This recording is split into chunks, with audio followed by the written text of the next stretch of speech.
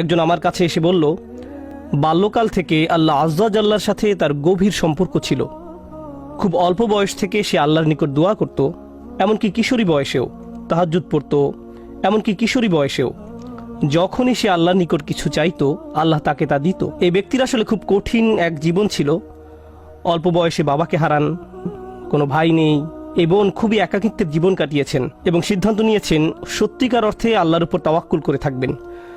যখন সে এভাবে বড় হতে শুরু করলো, সে দেখতে লাগলো যখনই সে আল্লাহর কাছে কিছু চাইতো আল্লাহ অলৌকিকভাবে তার সকল প্রার্থনার জবাব দিত। যখনই সে আল্লাহর কাছে কিছু চাইতো আল্লাহ কখনো তার দুয়ার জবাব না দিয়ে থাকেননি। এভাবে সে আল্লাহর উপর নির্ভরতা এবং নৈকট্য বাড়িয়ে তোলে।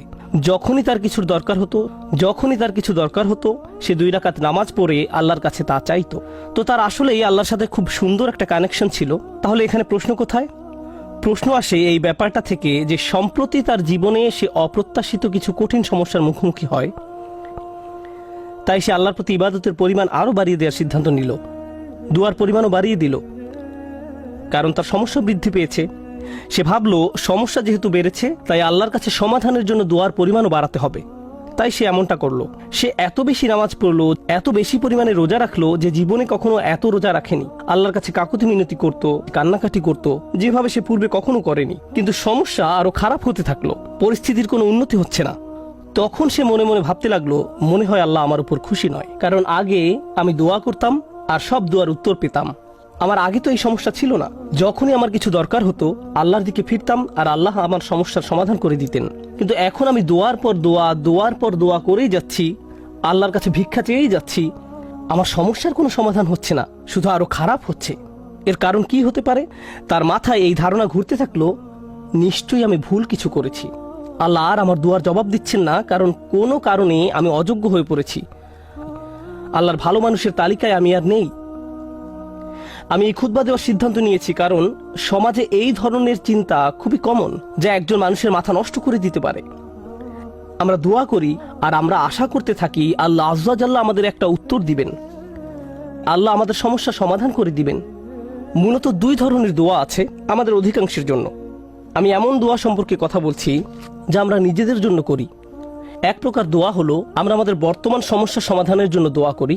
আমাদের সমস্যা আছে, কিছু পরিস্থিতিতে আটকা পড়ে গেছি, আমরা চাই আল্লাহ আমাদের আরো খারাপ কোনো সমস্যায় পড়ে যাওয়া থেকে রক্ষা করুন, আমাদের ভালো যা আছে তা যেন তিনি রক্ষা করেন ইত্যাদি। আর অবশ্যই আমরা আমাদের ভবিষ্যতের জন্য দোয়া করি, আমরা নিজেদের জন্য দোয়া করি, সন্তানদের জন্য দোয়া করি, এখন সবকিছু ভালো আছে, ইয়া আল্লাহ এভাবেই যেন থাকে। এই ধরনের দোয়াগুলো আমরা নিজেদের জন্য করে থাকি। যে বিষয়টির উপর আজ গুরুত্বারোপ করতে চাই, আগের একটি খুতবা এটা নিয়ে আমি কথা বলেছিলাম, কিন্তু আজকের খুতবাটি কিছুটা ব্যতিক্রম। এই জন্যই আমি মরিয়ম সালামুন আলাইহাকে বাছাই করেছি। শুরুতে সবাইকে একটা ব্যাপার স্মরণ করিয়ে দিতে চাই, আপনার দুয়ার উত্তর তাৎক্ষণিকভাবে পাওয়া যাক বা না যাক, এর সাথে আল্লাহ আপনার উপর সন্তুষ্ট আছেন কিনা তার কোনো সম্পর্ক নেই। এর কোনো সম্পর্ক নেই তার সাথে। এই দুইটার মাঝে কোনো সংযোগ নেই। আর যদি কোনো সংযোগ থাকতো তাও আপনি জানতেন না। কারণটা কি? আপনারা জানেন, আমরা সবাই জানি নূহ আলাইহিস সালামের কথা, যিনি খুবই স্নেহময়ী পিতা ছিলেন। তিনি দাওয়াত দিয়েছেন 950 বছর যাবত। কল্পনা করতে পারেন? আপনাদের কি মনে হয় তিনি তার সন্তানের জন্য দোয়া করেছেন? তিনি তার স্ত্রীর জন্য দোয়া করেছেন? নাকি তাদের ব্যাপারে কোনো পরোয়া করেননি? যিনি তার জাতির জন্য এতটা যত্নশীল হতে পারেন, তারা তাকে থুতু নিক্ষেপ করেছে, অপমান করেছে, তারপরেও তিনি আবারও তাদের কাছে গিয়েছেন। এভাবে 950 বছর যাবত। আপনাদের কি মনে হয় তিনি নিজের ছেলেকে উপেক্ষা করেছেন, নিজের স্ত্রীর কথা ভুলে গেছেন? তিনি তাদের জন্য বছরের পর বছর দোয়া করে গেছেন, তারা নিজেদেরকে পরিবর্তন করেনি। ব্যাপারটি কি এমন নয়? তিনি কি নিজেকে এভাবে দোষ দিয়েছেন যে মনে হয় আমার দাওয়াতটা ঠিকমতো হয়নি, তো আমার আর দোয়ার প্রতি কোনো গুরুত্ব দিচ্ছেন না? আলোচনাটা এভাবে শুরু করার কারণ হলো, ওই মানুষগুলো আমাদের চেয়ে অনেক উত্তম ছিলেন, তাদেরও একই রকম সমস্যা ছিল। এখানে এমন অনেক পিতামাতা আছেন যারা সন্তানদের জন্য প্রতিনিয়ত দোয়া করে যান, কিন্তু তারা দেখেন সন্তানরা ধর্ম ছেড়ে চলে যাচ্ছে, তারা অন্ধকার পথে হারিয়ে যাচ্ছে, আর তারা এটা নিয়ন্ত্রণ করতে পারছে না। নিয়মিত দোয়া করে যাচ্ছেন, কিন্তু দোয়ার কোনো উত্তর দেখা যাচ্ছে না। ফলে তারা হতাশ হয়ে পড়ছেন, আমি কি ভুল কিছু করেছি? আল্লাহ কেন উত্তর দিচ্ছেন না? আরে আপনি তো একা এমন পরিস্থিতিতে পড়েননি।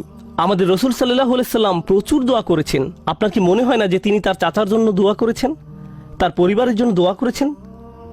আপনার কি মনে হয় না তিনি আবু লাহাবের কথা বিবেচনায় নেননি? যদি তিনি দোয়া করে থাকেন তার সকল আবেগপ্রবণ দোয়া সত্ত্বেও আল্লাহ আজ্জা ওয়া জাল্লা তাকে বলছেন, ইন্নাকা লা তাহদি মান আহবাবত। আমাদের মাঝে এমন অনেকেই আছেন, এমন অনেক সন্তানেরা আছেন যারা আশা করেন তাদের পিতামাতা বা বড়রা যদি আরেকটু ভালোভাবে আল্লাহর পথে চলতো। এমন বহু তরুণ তরুণীর সাথে আমার কথা হয়েছে যাদের পিতামাতা ভয়ঙ্কর রকমের পরিষ্কার হারাম ব্যবসায় জড়িত। সন্তানেরা, তাদের ছেলেমেয়েরা তাদের বলছে, প্লিজ এই ব্যবসা থেকে বের হয়ে আসেন, আমি আপনাদের উপর নির্ভরশীল, আর আমি তো এই মুহূর্তে আমার পরিবারের জন্য আয় করার অবস্থানে নেই, কিন্তু আপনারা যা করছেন তা ভুল। তখন সন্তানদের বলা হয়, তোমরা পিতামাতাকে অসম্মান করছো, তোমাদের তো পিতামাতার সাথে তর্ক করা উচিত নয়। এই ক্ষেত্রে ব্যাপারটা সম্পূর্ণ উল্টো, যে সন্তানেরা পিতামাতার হেদায়েতের জন্য দোয়া করছেন, কিন্তু পরিস্থিতির কোনো উন্নতি হচ্ছে না।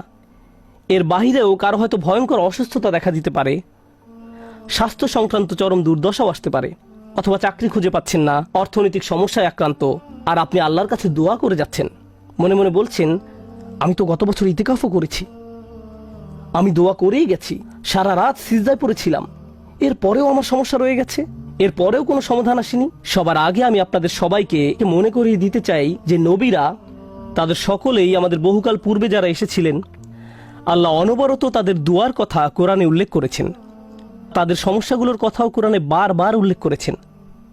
আপনাদের কি মনে হয় না ইয়াকুব আলাইহিস সালাম, যিনি 12 জন সন্তানের পিতা ছিলেন, তিনি তার সব সন্তানের জন্য দোয়া করেছেন? বিশেষ করে ইউসুফ আলাইহিস সালামের জন্য, যখন তিনি ইউসুফকে হারিয়ে ফেলেন, আপনাদের কি মনে হয় না তিনি ইউসুফ আলাইহিস সালামের নিরাপত্তার জন্য দোয়া করেছেন, তিনি যেন তার সুন্দর সন্তানকে আবার দেখতে পান? আমরা জানি তিনি এত বেশি কেঁদেছিলেন যে দৃষ্টিশক্তি হারিয়ে ফেলেছিলেন, অবিয়াদ্দাত আইনাহু, এবং দুঃখে তার চক্ষুদয় সাদা হয়ে গেল। তার এত বছরের দোয়ার কোনো উত্তর পাওয়া গেল না, কিন্তু পরিশেষে উত্তর পাওয়া গেল।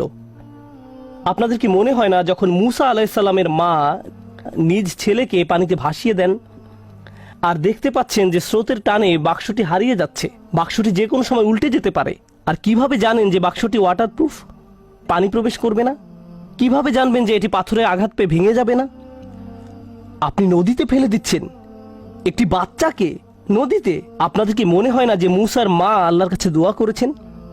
এই দুই দোয়ার ক্ষেত্রে পার্থক্যটা লক্ষ্য করুন। মুসা আলাইহিস সালামের মায়ের ক্ষেত্রে তিনি আল্লাহর কাছে দোয়া করেন, তিনি তার ছেলের সাথে আবার একত্রিত হন ঠিক কয়েক ঘন্টা পর। বাচ্চার পরবর্তী খাওয়ার সময় হওয়ার মধ্যেই সে আবার তার মায়ের দেখা পায়। আর অন্যদিকে ইউসুফ আলাইহিস সালামের ক্ষেত্রে তিনি তার পিতার নিকট থেকে বিচ্ছিন্ন হয়ে পড়েন, কিন্তু বহু বছর যাবৎ তিনি তার পিতার দেখা পাননি, অনেক অনেক বছর যাবৎ। আমরা জীবনে সমস্যার মুখোমুখি হব, আর আল্লাহর কাছে দোয়া করার সাথে সাথেই আমাদের সমস্যার সমাধান হয়ে যাবে না। দোয়ার বাস্তবতা বোঝার চেষ্টা করুন। দোয়ার উদ্দেশ্য কি? আমরা প্রায় দোয়াকে তলাবের সাথে গুলিয়ে ফেলি। আরবিতে তলাব মানে কোনো কিছু তালাশ করা, কোনো কিছু দাবি করা, আর দোয়ার আক্ষরিক অর্থ হলো ডাকা, এটাই এর অর্থ। দাওতুকুম মানে আমি তোমাকে ডেকেছি, আমন্ত্রণ জানিয়েছি, এটা হলো দোয়া।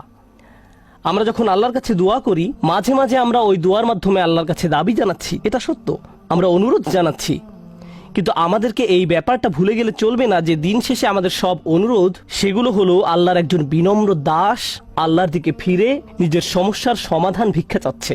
কি সেগুলো? আপনার সমস্যার সমাধান হওয়ার চেয়েও আপনি যে আল্লাহর সাথে যোগাযোগ করছেন, এটাই এখানে সবচেয়ে মূল্যবান বিষয়, এটাই দিন শেষে মূল লক্ষ্য। আপনি যে আল্লাহর সাথে কথাবার্তা যুক্ত হয়েছেন, এটাই দিন শেষে মূল লক্ষ্য।